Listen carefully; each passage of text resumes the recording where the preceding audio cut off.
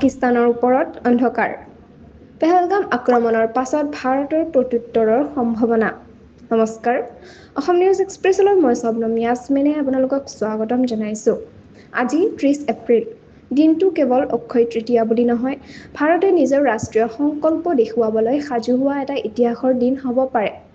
পেহেলগামত সন্ত্ৰাসবাদী আক্ৰমণৰ ভয়ংকৰ ঘটনা, য'ত 26 জন লোকৰ মৃত্যুৰ লগতে 14 জন আহত হৈছিল। তাৰ পাছতেই দেশজুৰি গৰম হৈছে প্ৰতিশোধৰ দাবী।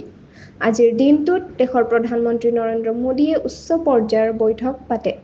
তিনিওটা বাহিনীৰ প্ৰধান, ৰাষ্ট্ৰীয় নিৰাপত্তা উপদেষ্টা অজিত ডোভাল আৰু আন গুৰুত্বপূৰ্ণ বিষয়াসকলৰ সৈতে। এই বৈঠকৰ পিছতেই সেনা বাহিনীক দিয়া হৈছে সম্পূৰ্ণ স্বাধীনতা, সময়, স্থান আৰু পদ্ধতি নিৰ্ধাৰণৰ ক্ষমতা। এতিয়াৰ পাছত কি ভাৰতে পাকিস্তানৰ ওপৰত প্ৰত্যক্ষ আঘাত হানিব? পাকিস্তানৰ ভিতৰতে উঠিছে শংকাৰ ৰোল। এখন সংবাদ মাধ্যমত তেওঁলোকৰ মন্ত্ৰীয়ে কয়, আগন্তুক 24ৰ পৰা 36 ঘণ্টা আমাৰ বাবে ভয়ংকৰ হ'ব পাৰে।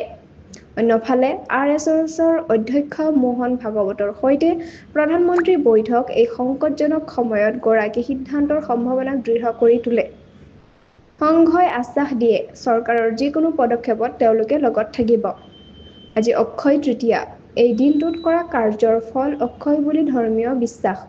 গতিকে ভাৰত আজি কোনো ধৰণৰ প্ৰত্যুত্তৰ দিয়ে, সেইটো হ'ব নৱ ইতিহাসৰ আৰম্ভণি।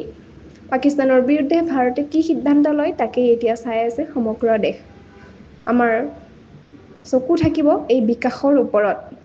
এনেধৰণৰ খবৰ পাবলৈ অসম নিউজ এক্সপ্ৰেছ চেনেলটো ছাবস্ক্ৰাইব কৰক, লাইক, শ্বেয়াৰ, কমেণ্ট কৰিবলৈ নাপাহৰিব, লগতে কাষতে থকা বেল আইকনটো দবাবলৈ নাপাহৰিব। ধন্যবাদ।